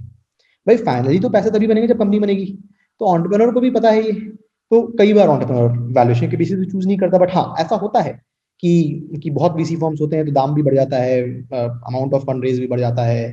बट अगेन स्मार्ट एंटरप्रेन्योर समझते हैं कि कौन सा इन्वेस्टर वैल्यू ऐड करेगा। दूसरा फिर ये ऐसे सोचो, कुछ एंटरप्रेन्योर ऐसा भी मुझे बोलते हैं कि देखो, जिसने पहली टर्म शीट दी उसने मुझ पर पहले भरोसा किया, बाकी लोगों ने तो इसलिए आए क्योंकि इसने दे दिया, तो मैं उसके साथ क्यों ना काम ना करूं जिसने पहली टर्म शीट दी, क्योंकि वो ज्यादा बिलीव करता है मुझे। ट्रस्टेड या सोर्स टाइप का। तो सर जैसे कि आपने बोला कि अभी आप जनरल पार्टनर नहीं है तो आप अपना पैसा नहीं लगाते, बट कभी कभी ऐसे बहुत मस्त स्टार्टअप मिलते हैं और तो आपको लग रहा है कि हाँ भैया ये तो मतलब चलेगा, ये कंपनी तो चलेगी, तो ऐसा मन नहीं करता कि यार हम भी अपना थोड़ा कैपिटल लगा दें, या वो बिल्कुल अलाउड ही नहीं होता? तो वीसी फर्म्स में ऐसा अलाउ नहीं करते, क्योंकि फिर तो मिसअलाइनमेंट हो जाएगा ना। तो कोई भी मतलब जनरल पार्टनर, एनालिस्ट, प्रिंसिपल, कोई भी अपना पैसा नहीं लगा सकते ज्यादातर वीसी फर्म्स में, क्योंकि फिर इसमें लगा रहे हो इसमें नहीं लगा रहे, मतलब सिग्नलिंग हो रही है कि ये ज्यादा अच्छा लगता है तुमको, कम अच्छा लगता है तुमको। एज अ वीसी फर्म हम सबका इंटरेस्ट अलाइन होना चाहिए कि हम तभी पैसे बनाएंगे जब पोर्टफोलियो पैसे बनाएगा, और हम लोग सब एक ही साथ काम कर रहे हैं अपनी कंपनी को सक्सेसफुल बनाने के लिए। और सर ऐसा भी कभी होता है कि मतलब आपको जैसे कि आपको पिच हुआ और आपको भरोसा हुआ कि हाँ भैया ये स्टार्टअप चलेगा, बट आई गेस आपको अपनी टीम को भी कन्विंस करना पड़ता है कि हाँ भाई इस पे फंड करेंगे, तो कन्विंस नहीं कर पा रहे हैं या वैसे दिक्कतें होती हैं, या यूजुअली टीम एक तरफ आ ही जाती है? तो देखो, ऐसा मत सोचो कि मुझे स्टार्टअप पसंद आया मैं टीम को पिच कर रहा हूँ। भाई सच्चाई हम सबका इंसेंटिव अलाइंड है, तो हम लोग एज अ टीम काम कर रहे हैं ना। तो भाई मैं, अगर मुझे कुछ अच्छा लगा तो मैं टीम से बात करूंगा कि देखो मुझे ये अच्छा लग रहा है, ये अच्छा लग रहा है, ये खराब लग रहा है। कभी भी ऐसा तो होता नहीं कि सब कुछ अच्छा होता है, कुछ अच्छा होता है कुछ खराब होता है। अब इतने साल हो गए हैं तो टीम को भी कॉन्फिडेंस होता है कि अच्छा ये क्यों बोल रहा है, कुछ बोल रहा है तो क्यों सोच के, क्या सोच के बोल रहा है। टीम सवाल पूछती है, टीम फंड एंटरप्रेन्योर से मिलती है, फिर एज अ टीम हम लोग डिस्कस करते हैं कि देखो ये अच्छा है ये खराब है। अब जिसको कन्विक्शन है कि भाई मुझे लगता है होएगा, टीम सबको लीवे देती है, बिकॉज इन्वेस्टिंग, देखो कभी भी इन्वेस्टिंग में, एटलीस्ट अर्ली स्टेज इन्वेस्टिंग में ऐसा नहीं हो सकता कि सबको अच्छा लगा है। कुछ लोगों को अच्छा लगेगा कुछ लोगों को नहीं लगेगा, बट डिस्कशन ऐसे होता है कि देखो ये अच्छा है ये खराब है, ये रिस्क लेने लायक चीज है, और फिर बोलेगा ठीक है तुमको रिस्क लेना है तुम लो, और हम लोग सब साथ में सपोर्ट करेंगे। अब सर थोड़ा आपके अर्ली लाइफ के बारे में डिस्कस करते हैं। जैसे आपने आईटी बॉम्बे में कंप्यूटर साइंस किया और फिर आपने जॉब किया और फिर आप स्टार्टअप की फील्ड में आए। तो जब आप स्टार्टअप्स की फील्ड में आ रहे थे तब उतने थे नहीं इंडिया में, तो आपका क्या मोटिवेशन रहा तब की स्टार्टअप्स के फील्ड में एंट्री मारने, क्योंकि जैसे कि आपने आईटी बॉम्बे में किया तो आपको काफ़ी बढ़िया नौकरी भी मिली होंगी। तो यार देखो, मैं कॉलेज में भी था तब भी कोडिंग करता था, तब भी स्टार्टअप वाले लोगों के साथ काम करता था। तो उस वक्त कॉलेज में जो स्टार्टअप्स होते थे उनके लिए मैं मतलब साइड में कोडिंग करता था, और और अगर अच्छा काम होता था तो लोग सैंडविच खिला देते थे और कॉफ़ी पिला देते थे। तो कॉलेज में भी मज़ा आता था कोडिंग करने में स्टार्टअप्स के लिए। अब नौकरी करने के बाद उस टाइम पे इंडिया मार्केट जेन्युइनली ग्रो कर रहा था। फ्लिपकार्ट, स्नैपडील ग्रो कर रहा था। ओला के फाउंडर कॉलेज के सीनियर थे, तो दूर से लगता था कि यार इतना बड़ा कर लिया उन्होंने। ज़्यादा बड़े नहीं हुए थे उस वक्त तक, 2012 में ऐसा ज़्यादा बड़ी कंपनी नहीं थी, बट स्टिल सबको पता था ओला का नाम, और लगता था यार ये तो बढ़िया चीज़ है, इससे मतलब एक आदमी दुनिया बदल सकता है। एक आदमी में ताकत है कि वो इतने सारे लोगों की ज़िंदगियाँ बदल सकता है। तो दूर से बड़ा एक्साइटिंग लगता था। और वो मतलब फैमिली बिजनेस वाली है मेरी, सब लोग बिजनेस करते रहे, तो लगता था कि यार मतलब बिजनेस करके बड़ा कुछ बनाया जा सकता है। तो थोड़ा एम्बिशन उस तरीके का बचपन से था, और टेक्नोलॉजी का एक्सपोजर मिला। और 2012 तक बहुत कुछ हो रहा था, फेसबुक आईपीओ कर रहा था, दिख रहा था कि इतना कुछ हो रहा है, आपको दिख रहा था कि आप दिन भर अब फोन पे लगे रहते हैं, इतना कुछ चारों तरफ बदल रहा है, आप ऑनलाइन ऑर्डर करने लग गए हैं। तो बहुत कुछ बदल रहा था, जिसके कारण एक्साइटमेंट था कि स्टार्टअप की तरफ तो आना है। तो मैंने 2012 में नौकरी छोड़ के स्टार्टअप चालू किया, 3 साल स्टार्टअप्स किए, बहुत कुछ बनाने की कोशिश की, कुछ ऐसे तेजी से चला नहीं। उसका एक कारण ये है कि मुझे टेक्नोलॉजी बनाने में इंटरेस्ट था, प्रोडक्ट बनाने में इंटरेस्ट था, ऐसा ये समझ नहीं थी कि बिजनेस कैसे बनेगा, बड़ा बिजनेस कैसे बनेगा। तो एक सोल्यूशन ये था कि मुझे या तो छोटा बिजनेस बनाना चाहिए था, जो कि मैंने कोशिश नहीं की, और इन्वेस्टमेंट के पीछे नहीं भागना चाहिए था, बिजनेस करना चाहिए था और पैसे बनाने चाहिए थे। दूसरा सोल्यूशन ये था, जिस आदमी को मैं समझता हूँ जिसको बिजनेस ज़्यादा समझ में आता है या पैसे बनाने का समझ ज़्यादा है, उसके साथ काम करना चाहिए था। मुझ में पैसे बनाने का समझ कम था, मुझ में सिर्फ टेक्नोलॉजी और प्रोडक्ट बनाने की इच्छा थी और इंटरेस्ट था। धीरे धीरे मैंने गलतियाँ की, सीखा, कंपनियाँ तो नहीं चली ठीक से उस वक्त, और पैसे भी नहीं बन रहे थे। तो फिर मैंने सोचा अब सीखते हैं किसी और के पास जाके। और फिर उस वक्त मैं जब कंपनी बना ही रहा था तो इन्वेस्टमेंट के लिए बात करता था, तो मेरी नेक्सस में बहुत अच्छी बात होती थी, बहुत अच्छे लगते थे मुझे लोग। यहाँ पर जो नेक्सस में जो लोग उस वक्त मुझसे बात करते थे, मुझे लगता था ये लोग अच्छी तरह बात करते हैं, इनको एंटरप्रेन्योर्स के अंदर से क्या चल रहा है उसके लिए संवेदनशीलता है। तो मुझे अच्छा लगता था कि मैं इनके साथ काम करना चाहूँगा कभी। और जब सोचा कि अब नौकरी चाहिए, तो मैंने नेक्सस से बात की और सब लोग मिले, और फिर मैंने नेक्सस ज्वाइन कर लिया। 6 साल से नेक्सस में। और फ्रैंकली जब ज्वाइन किया था तो नहीं सोचा था कि 6 साल या इतने टाइम तक कंटिन्यू करूँगा। सोचा तो ये था कि देखो स्टार्टअप्स नहीं चल रहे, साल 2 साल काम करता हूँ, देखता हूँ, सीखता हूँ और फिर डिसाइड करेंगे क्या करना है। लेकिन अच्छा लग रहा है तो कंटिन्यू करता रह गया और ग्रो करता रह गया। बट सर कभी आपको ऐसा रिग्रेट या दुख होता है कि क्योंकि आप जैसे वो आपके टेक्नोलॉजी बैकग्राउंड है और आपको मतलब जैसे कि आपने डिफरेंट स्टार्टअप्स किए और सब में लर्निंग्स हुई, तो मतलब आपको थोड़ा बहुत फिगर आउट हो गया कि हाँ भैया ये मेन चीज़ें थी जिसमें गलतियाँ कर रहे थे, तो वो रिग्रेट होता है कि अगर और थोड़ा ट्राई करते तो चल जाता, या अभी कभी ऐसा मन होता है? तो देखो, पहला तो ये कि मतलब एक लर्निंग ये रही कि बहुत ज़्यादा इमोशनल मैच्योरिटी चाहिए स्टार्टअप करने के लिए। मैंने रियलाइज़ किया कि मुझ में वो नहीं है अभी। जिसको बोलते हैं ना, जिसने नहीं किया है ना उसको ज़्यादा कीड़ा रहता है कि भाई मुझे तो करना है, मैं कुछ करूँगा, ये होगा। क्योंकि मैंने इतनी बार कोशिश की, ऐसा कीड़ा कभी नहीं रहता अभी कि मैं रोज़-रोज़ सोचता हूँ कि मुझे स्टार्टअप करना है या मैं रुकता तो और कर लेता। भाई बहुत रुका, बहुत कोशिश की, नहीं हुआ। कोई और इसलिए कर पा रहा है क्योंकि उसका दिमाग दूसरी तरफ वायर्ड है। मैं इन्वेस्टिंग एक्चुअली एन्जॉय कर रहा हूँ, नेचुरली अच्छा कर रहा हूँ। तो मुझे ज़्यादा कॉन्फिडेंस खुद पे है कि मैं इन्वेस्टर बेटर बन सकता हूँ। शुरू-शुरू में लगता था, साल 2 साल जब जॉइन किया था तब लगता था कि क्या मैं कुछ और कर सकता हूँ, क्या मैं स्टार्टअप कर सकता हूँ। लेकिन धीरे-धीरे समझ में आया कि मैं यहाँ पे ज़्यादा अच्छा हूँ और यही मेरा शायद कॉलिंग है, तो मैं यही करना चाहूँगा। तो सर जैसे कि अभी आप काफ़ी बड़े स्टार्टअप्स के साथ क्लोजली काम करते हैं, वाइट हैट जूनियर के साथ भी आपने काम किया और उनको $300 मिलियन के ऑल कैश डील में एग्जिट मिला, तो उनमें ऐसा क्या था, क्योंकि आपने आई थिंक आइडिया फेज में ही फंड कर दिया था उनको, तो ऐसा क्या देखा था वाइट हैट जूनियर में कि हाँ भाई इनको फंड करते हैं और वो आज इतने सक्सेसफुल हुए? या तो आई एम श्योर तुमने अगर करण जो व्हाइट हैट के फाउंडर है उनका इंटरव्यू कहीं सुना हो, देखोगे यार गजब क्लैरिटी ऑफ थिंकिंग है उनमें। मतलब उनको एक्चुअली बड़ा दूर तक दिखता है कि कैसे मार्केट क्रिएट किया जाएगा। दूसरा उनमें सही क्या लगता है कि उनको उनको ये समझ में आता है कि उनके कस्टमर को क्या चाहिए, उनके पेरेंट को क्या चाहिए, उनके स्टूडेंट को क्या चाहिए। और तीसरा बहुत एग्रेसिव आदमी है कि बहुत ज़्यादा गेट इट डन एटीट्यूड है।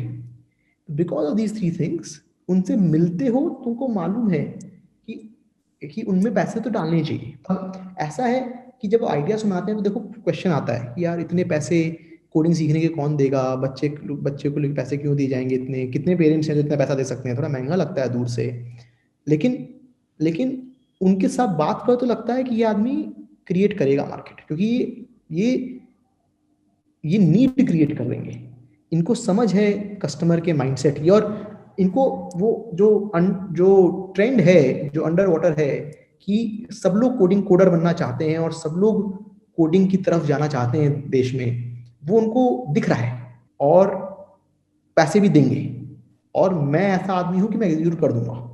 तो फिर इजी होता है यस बोलना। जैसे कि बहुत बार मतलब फंडिंग वर्कआउट करती है, बट कभी कभार ऐसे भी होता है कि फंडिंग काम नहीं करी, मतलब बोर्ड और स्टार्टअप्स के बीच में, फाउंडर्स के बीच में लड़ाई हो गई, और कई सारे ऐसे भी फाउंडर्स बोलते हैं कि यार इन्वेस्टर्स काफ़ी ज़्यादा प्रेशर डालते हैं यार, दे आर लाइक वल्चर्स, यार they are in the field of making money not business, कि हाँ भाई बिजनेस बना तो ठीक है नहीं है बट उनको अपना एग्जिट चाहिए। तो वो क्या एक अलग सा प्रेशर होता है, नॉर्मली इन्वेस्टमेंट फर्म्स डालती हैं इतना प्रेशर कि मतलब फाउंडर के पास उतना कंट्रोल नहीं रहता, क्योंकि जैसे जब funding round of course raise कर रहे हैं उनके पास उनका भी जो स्टेक है वो कम हो रहा है। तो क्या ऐसा भी होता है कि यार फाउंडर के पास कंट्रोल नहीं रह रहा तो दिक्कतें मतलब ऐसे प्रॉब्लम्स क्रिएट होती हैं? तो देखो, पहला तो ये कि फाउंडर का स्टेक कम होता है इसका मतलब ये नहीं कि फाउंडर के से कंट्रोल जाके किसी एक आदमी के पास चली जाती है। Eight the end of the day company founder से या किसी भी एक इन्वेस्टर से ज्यादा इंपॉर्टेंट है। तो हर आदमी कंपनी के लिए काम कर रहा है, फाउंडर भी इवेंचुअली कंपनी के लिए काम कर रहा है, फाउंडर का भी मोटिवेशन यही है कि कंपनी को सक्सेसफुल करना है। तो इसलिए ये एक्सपेक्टेशन होना कि फाउंडर 100% कंट्रोल रखेगा वो शायद बहुत सही भी है भी नहीं। फाउंडर भी नहीं चाहता, मतलब अच्छे फाउंडर्स खुद ही बोलते हैं कि उनको कंट्रोल नहीं चाहिए, उनको सक्सेस चाहिए उनको। क्योंकि देखो चालू जिसने किया था, उसने चालू किया था, उसको एक प्रॉब्लम सॉल्व करनी थी। प्रॉब्लम सॉल्व तो तभी होगी ना जब कंपनी सक्सेसफुल होगी। कंट्रोल रख के क्या करूंगा? और ऐसा नहीं कि एक इन्वेस्टर कंट्रोल ले लेता है, क्योंकि फिर जितने भी कंट्रोल राइट्स होते हैं वो एज अ बोर्ड सबके पास होते हैं। तो हर आदमी कंपनी को सक्सेसफुल बनाने के लिए कोशिश कर रहा है, तो इसलिए वो कंसर्न्स कम होते हैं। अब देखो, मास मार्केट में negative news is more easily transferable and becomes viral. मेरा एक्सपीरियंस जो रहा है, बहुत जितने भी फाउंडर साथ हम लोग काम कर रहे हैं, फाउंडर एक्चुअली बहुत पॉजिटिव तरीके से काम करते हैं, बिकॉज फाउंडर को पता है हम साथ में हेल्प करने के लिए बैठे हैं, साथ में कंपनी बनाने के लिए बैठे हैं। तो no founder I see talk like that. However, क्या कभी प्रेशर होता है हम पे भी और फाउंडर पे भी? हाँ, बट वो तो रियलिटी ऑफ द बिजनेस है ना। हम भी बिजनेस कर रहे हैं, वो भी बिजनेस कर रहा है, तो सबकी रियलिटीज हैं बिजनेस की। हम पे प्रेशर होगा तो हम भी बताएंगे ही फाउंडर को, देखो हमारा ये कंस्ट्रेंट है। फाउंडर भी उस पर ही काम करता है, जैसे कि फाउंडर अपने बिजनेस में करता है। भाई फाउंडर भी तो अपने कस्टमर को ये बोलता है कि देखो हम 10 दिन बाद रिटर्न नहीं ले सकते। 10 दिन बाद रिटर्न क्यों नहीं ले सकते? भाई फाउंडर अपने बिजनेस के लिए काम कर रहा है, अपने बिजनेस के लिए पॉलिसी बना रहा है। नहीं तो अगर 6 महीने बाद रिटर्न आने लग जाएगा तो फाउंडर बिजनेस कैसे करेगा? तो सिमिलरली हमारी भी अपनी रियलिटीज हैं। तो हर आदमी उस कंस्ट्रेंट में काम कर रहा है। और एटलीस्ट इंडियन इकोसिस्टम में जितना मेरा एक्सपीरियंस रहा है, बहुत पॉजिटिव एटमॉस्फेयर है। नेगेटिव न्यूज वहां ज्यादा है जहां पर फाउंडर ने एक्चुअली किसी का काम किया नहीं है अभी तक, बट दूर से इट्स इजियर टू से नेगेटिव थिंग्स। और ऑन द वाइस वर्सा कि जो वीसी ने अच्छे फाउंडर के साथ काम नहीं किया है वो नेगेटिव बोल रहे हैं। मेरा एक्सपीरियंस जेन्युइनली बहुत अच्छा रहा है कि हाई क्वालिटी फाउंडर्स साथ में कंपनी बना रहे हैं, हाई क्वालिटी म्यूचुअल ट्रस्ट और रिस्पेक्ट के साथ काम होता है। तो एक क्वेश्चन ये भी आता है कि सर आपने इतने टाइम से इन्वेस्ट कर रहे हैं, कभी मतलब ऐसा कौन सा स्टार्टअप है जिसमें आप रिग्रेट करते हैं कि इन्वेस्ट नहीं किया? तो फ्लिपकार्ट, ओला, जोमैटो, पेटीएम, और रिसेंट क्रॉप में भी आई एम श्योर बहुत सारे मिसेज रहे हैं। मीशो मिस हुआ, अर्बन क्लैप मिस हुआ, आई एम श्योर बहुत बहुत सारी कंपनीज मिस कर रहे हैं। आई थिंक हमारा काम सारी अच्छी कंपनीज में होना नहीं है, हमारा काम कुछ अच्छी कंपनीज में होना है। तो of course I regret and the firm regrets कि इन सब कंपनीज, बहुत सारी अच्छी कंपनीज में हम नहीं है। ये है कि हम जिसमें डाल रहे हैं वो अच्छा हो, उससे हम पैसे बनाएं एंड होपफुली ज्यादा से ज्यादा अच्छी कंपनीज में पैसे डाल पाएं। But it's more important to have a few wins than regret about the misses in some sense. और ऐसे कौन से स्टार्टअप्स हैं जिनमें आपको बहुत जबरदस्त रिटर्न मिला? जैसे कि व्हाइट हैट जूनियर का सबको पता है कि 300 मिलियन कैश में डील हुई है, तो उसमें काफी फायदा हुआ है इन्वेस्टर्स को, फाउंडर्स को, सबको। बट और ऐसे कौन से स्टार्टअप्स हैं जिसमें आपको जबरदस्त रिटर्न मिला? कुछ कंपनीज में तक रिटर्न नहीं आया है, बट दिख रहा है कि उसमें मेगा रिटर्न इवेंचुअली आएंगे।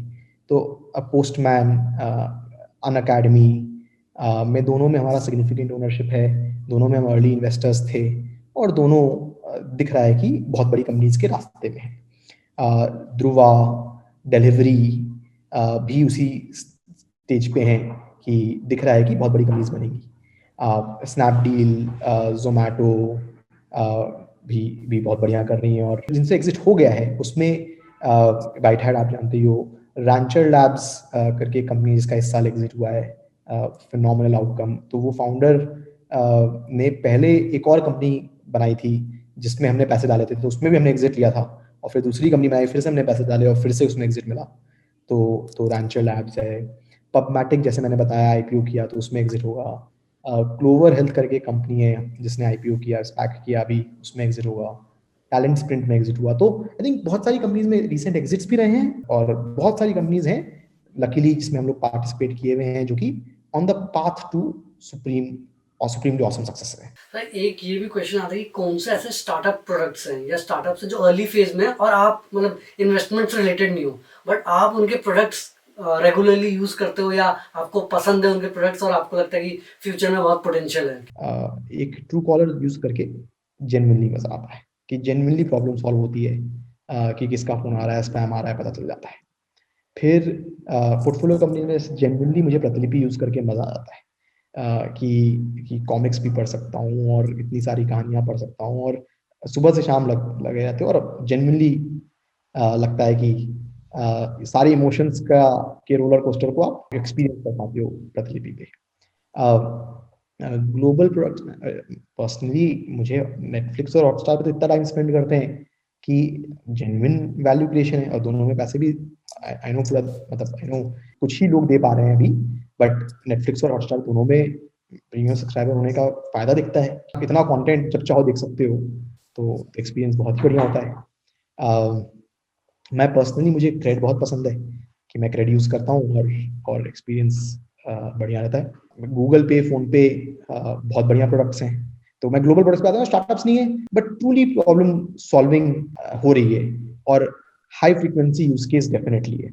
अब जैसे पर्सनली पोर्टफोलियो में रैपिडो ने एट सम लेवल जिंदगी बदल दी भाई, क्योंकि आज जब सुबह ऑफिस के लिए कैब बुक कराने जाते थे तो 8 बजे का कैब नहीं मिलती थी मेरे एरिया में, बट रैपिडो से आपको पता है कि आप 15 मिनट एक्स्ट्रा सो सकते हो, बाइक आ जाएगी घर पे और आपको जल्दी से पहुंचा देगी। तो some products actually truly change your experience. मैं कई बार सरप्राइज होता हूँ ये सोच के कि 10 साल पहले हमारे पास ये सब कुछ नहीं था और आज इन सब के बिना हम रह नहीं सकते।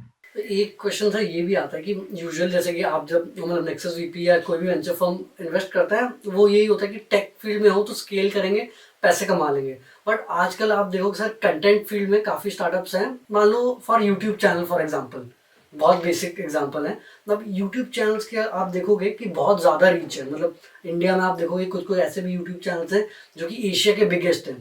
तो क्या आपको लगता है कि इन फ्यूचर कि अब एक जो यूट्यूबर है या जो यूट्यूब चैनल बना रहा है, he has build a very big distribution network, he knows कि ऑडियंस को क्या पसंद है। ये नहीं बोल सकते कि बहुत ज्यादा पैसे कमा रहे हैं, वीसी फर्म लेवल का स्टार्टिंग में नहीं कमा रहे, but at least they are profitable and doing quite well and they are also making some side business. तो क्या ये आगे जाके ये यूट्यूब चैनल या न्यूज़ लेटर टाइप के जो यूएस में न्यूज़ लेटर चलते हैं वो सब भी फंडिंग रेज कर सकते हैं? क्योंकि हमने अभी देखा कि जैसे कि वो जो रोगन का पॉडकास्ट था उसको स्पॉटिफाई ने बताया जा रहा है कि $100 मिलियन की डील में अपने वो ले लिया। तो मान लो कि उस टाइप के पॉडकास्ट पे किसी वीसी ने इन्वेस्ट किया होता, 100 मिलियन वो काफ़ी अच्छी आई थिंक वीसी के लिए भी एग्जिट होता है, क्योंकि इन सब चीज़ों में ज़्यादा इन्वेस्टमेंट भी नहीं है। तो आपको क्या लगता है क्या फ्यूचर में ऐसा होगा कि ये सारी चीज़ें भी आएंगी वीसी के उसमें? तो ये देखो, पहले तो 100 मिलियन बहुत बड़ा नहीं होता, अच्छा है, आई एग्री बहुत अच्छा है, बट ऐसा बहुत बड़ा नहीं होता। और इतने स्टार्टअप्स, इतने लोग बनाने की कोशिश की और एक जो रोगन बिका, तो इसलिए काउंटर एग्जाम्पल की इतने लोग करने की कोशिश करते हैं, इतने लोग अच्छा करते हैं और एक ही आदमी ने कमाया है, वो भी 100 मिलियन ही कमाया है, मतलब फ्रॉम वीसी साइज पर्सपेक्टिव। तो ऐसा नहीं है कि बहुत सारे एग्जाम्पल्स हैं। अब उसका कारण क्या है? देखो, पहले तो ये बिजनेस तो अच्छा है। जो बच्चा है रायन, जो कि यूट्यूब पे कोई 9 साल का जो आज तो प्रॉफिटेबल है और perhaps मतलब इस उम्र में वो इतने पैसे कमा रहा है जितने शायद मैं जिंदगी भर में ना कमाऊं या ज्यादातर एंटरप्रेन्योर जिंदगी भर में ना कमाए। लेकिन वीसी पर्सपेक्टिव इन जनरल जो क्वेश्चन आता है वो ये आता है कि अब अगर आप एक प्लेटफॉर्म पे डिपेंडेंट हैं तो प्लेटफॉर्म के डिस्ट्रीब्यूशन के बेसिस पे आपका ऊपर नीचे होएगा, and that's not a positive thing. तो ये बहुत हाई रिस्क हो जाता है इन्वेस्टमेंट पर्सपेक्टिव से। तो इसका सोल्यूशन ये है कि अगर आप प्लेटफॉर्म इंडिपेंडेंट ब्रांड बन गए हैं तो मे बी वीसी फर्म से पैसे लेने चाहिए। फिर आप ब्रांड पे पैसे ले रहे हैं, प्लेटफॉर्म के अपने एमएयू डीयू पे पैसे नहीं ले रहे। तो once you become a brand and are independent of the platform, then it's significantly easier than saying कि I am a YouTube channel इसलिए पैसे रेज करें। Again, never say never, I am not claiming this YouTube channel कभी पैसे raise नहीं करेगा, करेंगे, कुछ लोग करेंगे। परहैप्स ब्रांड के लिए ज्यादा इजियर है, क्योंकि at the end of the day इतना इजी विजिबिलिटी लोगों के पास नहीं है कि एक यूट्यूब चैनल से कितने बड़ी कंपनी बन सकती है। दूसरा ये भी है ना कि क्रिएटिव मैन रिस्क वाला प्रॉब्लम होता है कि अगर आप ही हैं जिनके ऊपर कंपनी डिपेंडेंट है और आपको नहीं मालूम वो क्रिएटिविटी स्केल कैसे करेगी, तो आप इवेंचुअली कंपनी स्केल नहीं कर पाएंगे, क्योंकि आपके दिमाग के कारण ऐसा कंटेंट बन रहा है कि इस तरह का आउटपुट क्रिएट करेंगे, तो फिर कई बार बहुत मुश्किल होता है कि बहुत बड़ी कंपनी बन पाए वहां से। तो ये क्वेश्चंस हैं। Having said that, not to say कि कभी नहीं होएगा, कभी ना कभी हो सकता है। हाँ सर, कि मेनली जैसे कि वहाँ यूएस में हम देख रहे हैं कि जैसे कि मिस्टर बीस्ट है, उनका इतना ज़्यादा डिस्ट्रीब्यूशन पावर है कि वो एक दिन में टाई अप करके 300 क्लाउड किचन्स खोल दे रहे हैं और हर जगह सर्वर क्रैश करवा दे रहे हैं। एक यूट्यूब पे जब वो इतने ज़्यादा पॉपुलर हो जाते हैं तो वो वाली पॉपुलैरिटी फिर उनके इंस्टाग्राम ट्विटर हर जगह शो अप करती है और वहाँ पर वो एडअप जो इफेक्ट कंपाउंड इफेक्ट जो होता है वो हो जाता है। ये होपफुली आगे बहुत बड़ा है ना। इतना स्ट्रेट फॉरवर्ड नहीं है, बट आई एग्री विथ। कई बार आदमी एक तरीके कंटेंट फॉर्मेट के लिए बेटर होता है, दूसरे कंटेंट फॉर्मेट में स्केल नहीं कर पाता। कई बार आदमी उस कंटेंट फॉर्मेट में इसलिए ग्रो कर पाया क्योंकि उस टाइम पे वो कंपनी ग्रो कर रही थी और साथ साथ में आप ग्रो कर गए। तो इतना आसान नहीं है कि हर प्लेटफॉर्म पे आप सक्सेसफुल हो। चलिए आप हर प्लेटफॉर्म में सक्सेसफुल हो गए, आपने ब्रांड बना लिया है, बट क्या आप लॉन्ग टर्म सस्टेनेबल ब्रांड है कि वन टाइम ब्रांड है, ये सब सवाल रहेंगे। But you are right, Mister Beast अच्छा एग्जांपल है कि स्केल पे आप डाइवर्सिफाई कर सकते हैं और पोटेंशियली बहुत कुछ बड़ा हो सकता है। इनफैक्ट जैसे एक कंपनी को मैं जानता हूँ जिसने कंटेंट चालू किया, वीडियो चैनल टाइप ही था, होम डेकोरेशन पे, और बहुत फॉलोइंग ले आए, और फिर उन्होंने बोला कि जो हम सामान दिखा रहे हैं वो हमारा ही सामान है, और धीरे धीरे offline home shopping type company बन गए। तो दुकानें खुल गई जहाँ फर्नीचर होता है, और वहाँ वीडियो में बता रहे हैं कि कैसे फर्नीचर को लगाना चाहिए, कहाँ से लाइट आनी चाहिए, क्या करना चाहिए, अच्छी लाइफ कैसे जीनी चाहिए, उस पर वीडियो बना रहे हैं, और वहां से ट्रैफिक आता है, ब्रांड बिल्ड होता है, और फिर कौन सामान बेच रहे हैं। सिमिलरली टेस्टी का एग्जांपल है ही कि आप कुकिंग वीडियोस बना रहे हैं और फिर आप बेचते क्या हैं, आप टेस्टी के चम्मच, पतीला और सारा सामान बेचते हैं, तो हाई मार्जिन प्रोडक्ट्स हैं, आप ऐसे बनाते हैं। Not all brands can transcend, and second, not all brands will be large enough. तो ये क्वेश्चन हमेशा रहेंगे। सर अभी एक ये क्वेश्चन आता है कि अब एक हमारे यूथ हैं, बडिंग एंटरप्रेन्योर्स हैं, कॉलेजेस में हैं या जस्ट कॉलेज पास आउट हुए हैं, उनको क्या बेसिक एडवाइस देंगे कि ये चीज़ों का ध्यान रखना है या इन चीज़ों पे फोकस करना है? देखो, स्टार्टअप करना है वो तुमने डिसाइड किया है, बट क्या कोई यूनिक आइडिया है या यूनिक प्रॉब्लम है दिमाग में जो तुम जेन्युइनली सॉल्व करना चाहते हो, उस पर सोचना चाहिए। कॉपी पेस्ट सोल्यूशन की, अच्छा ये बन रहा है इसको कॉपी कर लेते टाइप थॉट प्रोसेस जब चालू करते हो तो ऑलमोस्ट श्योरली मुश्किल होगा। तो पहला तो ये कि जो भी प्रॉब्लम सोच रहे हो वो सॉल्व करने के लिए जो पैशन और इंटेंट चाहिए वो है क्या। देखो, मुझे किसी ने बताई थी जब मैं स्टार्टअप कर रहा ये चीज़, और दिमाग में एकदम बैठ गई थी मेरे, प्रतीक क्या तू इस प्रॉब्लम को सॉल्व करने के लिए सब कुछ दांव पे लगाएगा, बहुत मेहनत करेगा, क्योंकि 10 साल लगेंगे प्रॉब्लम सॉल्व करने में, तो इतना परसिवरेंस है क्या तुझ में, और इतना पैशन है क्या इस प्रॉब्लम के लिए। तो again I am sure there कि एक तरीका नहीं होता कंपनी बनाने का, बट मेरे दिमाग में बैठ गया कि यार ये चीज़ शायद बहुत इंपॉर्टेंट है कि मुझे ये प्रॉब्लम सॉल्व करने के लिए टाइम लगेगा, इतना परसिवरेंस है क्या मुझ में। एक तो ये सोचना चाहिए। दूसरा ये सोचना चाहिए, देखो लिमिट नहीं करना चाहिए खुद के स्कोप को। वैसे किसी कोई कुछ लोग मुझे ये बोलते हैं कि छोटी कंपनी बनाने में भी उतनी ही मेहनत लगती है जितनी बड़ी कंपनी बनाने में। छोटी कंपनी में लोगों को बेचना या इन्वेस्टर्स को बेचना ज़्यादा मुश्किल होता है, बड़ी कंपनी में कम से कम तुम बड़ा प्रॉब्लम सॉल्व करो, लोग तो आ जाते हैं साथ में काम करने। तो अंडरस्टैंडिंग की पर्पस क्या है हमारा, हम क्या करना चाहते हैं। तो अगर तुम में क्लैरिटी है कि मैं ये प्रॉब्लम सॉल्व करना चाहता हूँ और इसलिए करना चाहता हूँ, तो प्रॉब्लम अपने आप धीरे धीरे धीरे धीरे अनरोल होकर सॉल्व होने लग जाती है शायद। लेकिन अगर वहाँ प्रॉब्लम होती है तो आप हमेशा खुद से ही नेगोशिएट कर रहे होते हो और इधर से उधर बार बार घूम रहे होते हो। Just good keep in mind what is the motivation, what is the source of the problem, and how much are you willing to fight for it. और सर एक ये भी है कि अब फ्यूचर प्लान्स क्या हैं, आपके क्या फ्यूचर प्लान्स हैं और क्या इंटरेस्टिंग चीज़ें आप लुक फॉरवर्ड कर रहे हो आगे के लिए? मेरे वीसी जॉब बहुत इंटरेस्टिंग इस तरह से होती है कि हर साल दुनिया बदल रही होती है, नए मार्केट्स आ रहे होते हैं, नए एंटरप्रेन्योर्स आ रहे होते हैं, तो हर रोज़ एक नया दिन होता है, नई चीज़ें सीखने को मिलती हैं। तो मेरे पर्सपेक्टिव से मैं वीसी एंजॉय कर रहा हूँ, मुझे लगता है मैं नेचुरली अच्छा कर रहा हूँ। मुझे एक्चुअली ऐसा लगता है मैं I can sleep well at night, क्योंकि मुझे पता है कि बहुत सारी कंपनियां जिनके साथ मैं काम कर रहा हूँ वो बहुत हाई वैल्यू क्रिएट कर रही हैं, और क्योंकि वो वैल्यू क्रिएट कर रही है तो मुझे पता है मेरा उसमें थोड़ा सा योगदान है और मैं भी अच्छा काम कर रहा हूँ। तो ये फीलिंग थोड़ी पॉजिटिव एनर्जी देती है। I am happy to be an investor, I want to invest in companies जो कि टफ प्रॉब्लम सॉल्व कर रहे हैं, जो कि लोगों की लाइफ में रियल इम्पैक्ट क्रिएट कर रहे हैं। I hope the path is easy, but at least the clarity is there कि मुझे क्यों ये अच्छा लग रहा है, और एंड होपफुली मुझे कुछ अच्छे एंटरप्रेन्योर से काम करने को मिलेगा, और साथ में कुछ अच्छी कंपनीज बनेंगी जिसमें सिंसियर लार्ज स्केल पर रियल इम्पैक्ट हो रहा है। अब सर थोड़े हम अपने जो इतने सारे व्यूअर्स हैं उनसे एक एक करके क्वेश्चंस ले लेते हैं। तो माय क्वेश्चन वाज कि whenever you start your entrepreneurship journey, तब जो मेन चीज होती है, एक तो आपने बोला 10 साल तक क्या इस प्रॉब्लम को लेके चल सकते हो। मेन प्रॉब्लम ये आती है कि लोग बोलते हैं कि इस इंडस्ट्री में मत जाओ, ये इंडस्ट्री डाउन फॉलिंग है, ये इंडस्ट्री अर्ली स्टेज में, या फिर ये इंडस्ट्री एक स्टैटिक ग्रोथ पे आ गई है। तो उस समय उस इंडस्ट्री को कैसे देखना है? मतलब टेक्नोलॉजी तो हमेशा बहुत रैपिडली और फास्ट होने वाली है, और टेक्नोलॉजी के साथ हमको भी और फास्ट होना पड़ेगा। मतलब बिजनेसेस की लाइफ स्पैन बहुत कम होती जा रही है। तो ये वाली चीज को कैसे आप देखते हो? मतलब आपको हमेशा कंपनी को चेंज करते रहना है, अपनी कंपनी को डिस्ट्रॉय करना है ताकि कोई और आपसे आगे ना निकल जाए। So how do you look at this? पहला तो ये कि एक्सपर्ट्स जब ये बोलते हैं कि स्पेस में कुछ नहीं हो सकता या स्पेस नीचे जा रहा है, आई थिंक एक्सपर्ट्स का पॉइंट ऑफ व्यू उनके नैरो वर्ल्ड व्यू पे होता है। आई थिंक टिपिकली मेरा ये मानना है कि एक्सपर्ट्स से कम बात करनी चाहिए, क्योंकि एंटरप्रेन्योर को जो दिख रहा है वो एक्सपर्ट्स को अगर दिखता है इतना ऑब्वियस होता तो बहुत लोग कर रहे होते। तो टिपिकली एक्सपर्ट्स का पॉइंट ऑफ व्यू पे भरोसा करना इतना सही नहीं है।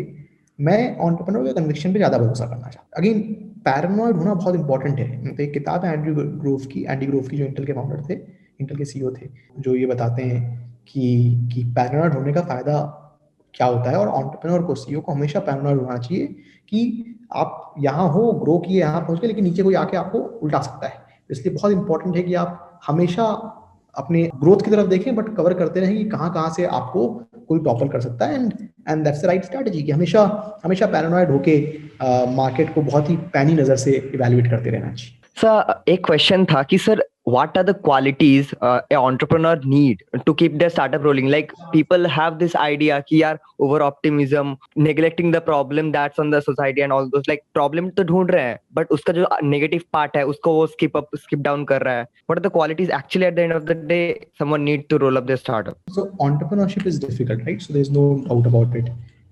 तो दोनों चीजें चाहिए, रियलिज्म भी चाहिए और ऑप्टिमिज्म भी चाहिए। अगर ज़्यादा ऑप्टिमिज्म है विदाउट रियलिज्म तो डिल्यूजनल लगता है, और अगर ज़्यादा रियलिज्म हुआ और ज़्यादा सवाल खुद से पूछते रहेंगे तो नॉर्मल चीज़ें ही कर पाएंगे, चीज़ों को तोड़ नहीं पाएंगे। तो एंटरप्रेन्योरशिप डिफिकल्ट है, बट आइडिया सिलेक्शन में दोनों चाहिए, and that's why it's very very difficult. That's why करोड़ों लोग ट्राई करते हैं और कुछ लोग सक्सेसफुल होते हैं, because finding the right balance is not easy. तो ये हो गया आइडिया पे। फिर टीम बिल्डिंग, कि क्या आपने सही तरह से टीम बिल्ड किया है, क्या आपके को फाउंडर्स आपके साथ हैं जो कॉम्प्लीमेंट्री प्रॉब्लम्स सॉल्व कर सकते हैं और आप लोग साथ में कंपनी बना सकते हैं। तकलीफ के टाइम पे क्या आप सब साथ में रहेंगे और साथ में प्रॉब्लम सॉल्व कर पाएंगे। तो ये सब चीज़ें भी इंपॉर्टेंट हो जाती है। तो स्टार्टअप बिल्डिंग ईजी नहीं है, बट ये सब चीज़ें शायद जर्नी को ईजियर कर रही है। Thank you so much, sir. Hello sir, as I want to open an online e-commerce store related to particular products, so how I can convince the seller or a vendor to sell on my website? दो तरीके के seller होंगे, एक जो online बेचते हैं, दूसरे नहीं बेचते। जो ऑनलाइन बेचते हैं उनको सवाल ये पूछना है तुमको कि यार वो ये बोलेंगे कि भाई मैं सब जगह बेच रहा हूँ, आप पे क्यों बेचूँ, क्या आप मुझे ज़्यादा ट्रैफिक ला पाएंगे? या फिर ये बोलेंगे ठीक है आप जितना भी लाएंगे मुझे क्या फर्क पड़ता है, एडिशनल सेल्स है, आप लिस्ट कर लिए, जब बेच देंगे तो प्रॉफिट शेयर कर लेंगे। लोग नहीं बेचते, उनको कन्विंस ये करना पड़ेगा कि आप कि भाई मैंने आज तक ऑनलाइन नहीं बेचा, मैं स्नैपडील, अमेजॉन, फ्लिपकार्ट पे नहीं बेचता हूँ, मैं आप में क्यों बेचूँ? इतना स्ट्रेट फॉरवर्ड जवाब नहीं है इसका। आप यही बोल सकते हैं कि देखो मैं ट्रैफिक लाऊंगा या मैं सही कस्टमर ला रहा हूँ। टिपिकली वेंडर्स को लाना बहुत मुश्किल नहीं होना चाहिए, क्योंकि वेंडर बोल रहा है कि आप एडिशनल सेल ला रहे हैं, उनको पैसा एक्स्ट्रा बन रहा है, तो वो क्यों नहीं मना करेंगे। बट प्रॉब्लम टिपिकली कस्टमर के लिए होती है कि कस्टमर को आप कैसे लाएंगे। जब कस्टमर के पास इतने सारे ऑप्शन हैं तो कस्टमर कैसे सोच रहा है, कस्टमर आप पे भरोसा कैसे करेगा, कस्टमर आपके कस्टमर सर्विस पे भरोसा कैसे करेगा, आपके एस्क्रो पे कैसे भरोसा करेगा, पेमेंट कैसे करेगा। तो कस्टमर साइड शायद ज़्यादा चैलेंज है than on the seller side. जैसे कि हम लोग पहले बात कर रहे थे, कॉम्पिटिटिव मार्केट्स में this becomes challenge. You have to figure out your unique insight on why should vendors come on the platform and why should customers come on the platform. It's not a straightforward question. Okay sir, thank you sir. Good evening sir. Sir वो 2-3 question था, तो अगर हमारे पास 4-5 startup idea तो कैसे जाने कि वो बेस्ट स्टार्टअप आइडिया कौन सा है और उसका पोटेंशियल क्या है, मतलब यूनिकॉर्न या मल्टी-बिलियन डॉलर स्टार्टअप बनने का? ये तो जैसे मैं हमेशा बोलता हूँ 4-5 स्टार्टअप आइडिया है, ये बोलना शायद बहुत सही स्टार्टिंग पॉइंट ही नहीं है। क्योंकि 4-5 आइडिया है मतलब वो टिपिकली कॉपी पेस्ट आइडिया होंगे। एक कौन सा प्रॉब्लम है जो तुम सच में सॉल्व करना चाहते हो, कौन से प्रॉब्लम में जेन्युइनली यूनिक इनसाइट है, वो प्रॉब्लम सॉल्व करो। तो सबसे ज़्यादा प्रॉबिलिटी तो उसी की है। ऐसे जनरली जब बहुत सारे आइडियाज होते हैं तो मतलब ऑलमोस्ट वो एक लॉन्ड्री लिस्ट होती है कि अच्छा ये भी कर सकते हैं, ये भी कर सकते हैं, ये भी कर सकते हैं, ये भी कर सकते हैं। टिपिकली ये दूसरों से इंस्पायर्ड होती है। खुद के पर्सपेक्टिव से तुम्हारे दिमाग में कौन सा इंसाइट है कि यार ये प्रॉब्लम इसलिए सॉल्व हो सकती है, तो वो करना चाहिए मेरे हिसाब से। सर मेरा क्वेश्चन ये है कि आजकल जितनी भी फंडिंग मिल रही है वो सॉफ्टवेयर रिलेटेड स्टार्टअप्स को मिल रही है, तो सर जो हार्डवेयर वाले स्टार्टअप होते हैं उनके लिए कितना हार्ड होता है फंडिंग लेना? देखो हार्डवेयर स्टार्टअप में चैलेंज क्या होता है कि थोड़े पैसे ज़्यादा लगते हैं बनाने में, क्योंकि at the end of the day product बनाना है और रियल प्रोडक्ट होता है। डिस्ट्रीब्यूशन में भी चैलेंज होता है, इतना आसान नहीं होता। इसलिए कम हार्डवेयर स्टार्टअप्स को तो फंडिंग हुई है, इसमें कोई डाउट नहीं है। हैविंग सेड दैट, अगर चेक करोगे तो देखोगे कि हर साल 2-3 अच्छे बड़े हार्डवेयर स्टार्टअप्स को बड़ी फंडिंग हो जाती है। तो ऐसा भी नहीं कि नहीं होती। स्टार्टअप बिल्डिंग डिफिकल्ट तो था ही, हार्डवेयर स्टार्टअप बिल्डिंग थोड़ा ज़्यादा डिफिकल्ट है क्योंकि प्रूफ पॉइंट्स कम है अभी कि बड़ी कंपनीज कैसे बनती हैं। बट फिर भी कुछ कंपनीज को पैसे मिलते ही हैं और फाउंडर्स बहुत अच्छा परफॉर्म कर रहे हैं। जब लोग कुछ सक्सेसफुल हो जाएंगे तो सबको डायरेक्शन मिलेगी कि अच्छा इस तरह कंपनी बनती है, तो फिर बहुत ज़्यादा एंटरप्रेन्योर्स भी होंगे और वीसीज भी होंगे जो पैसे डालेंगे। जैसे सॉफ्टवेयर में भी शुरू में तो बहुत मुश्किल से होता था, धीरे धीरे कुछ लोगों ने सक्सेस प्रूव की, मार्केट इवॉल्व किया तो और लोग और इन्वेस्टर्स भी आ गए और एंटरप्रेन्योर्स भी आ गए। हार्डवेयर में भी यही होएगा। तो दोस्तों ये था इंटरव्यू मिस्टर प्रतीक पोदर के साथ। आई होप आपको काफ़ी कुछ सीखने को मिला होगा और ये समझ गए होंगे कि यार सारे स्टार्टअप्स को ना फंडिंग की ज़रूरत नहीं होती है। फोकस होना चाहिए कि यार हम एक प्रॉफिटेबल वेंचर बनाएं और इसके लिए हमें प्रॉब्लम से प्यार होना चाहिए, हमारे पास एक यूनिक इंसाइट होना चाहिए। इसके अलावा आपको कैसा लगा इंटरव्यू वो भी आप ज़रूर शेयर करना कमेंट्स में, और कौन से और एंटरप्रेन्योर्स या इन्वेस्टर्स को आप चाहते हैं कि हम अपने प्लेटफॉर्म पे लेके आएँ वो भी नीचे कमेंट्स में ज़रूर लिखना। आई होप आपने इस वीडियो से काफ़ी कुछ सीखा होगा, और अगर ऐसा है तो यार वीडियो को लाइक भी कर देना, अपने दोस्तों के साथ शेयर भी कर देना, और जल्दी मिलते एक नई और जानकारीपूर्ण वीडियो के साथ। धन्यवाद।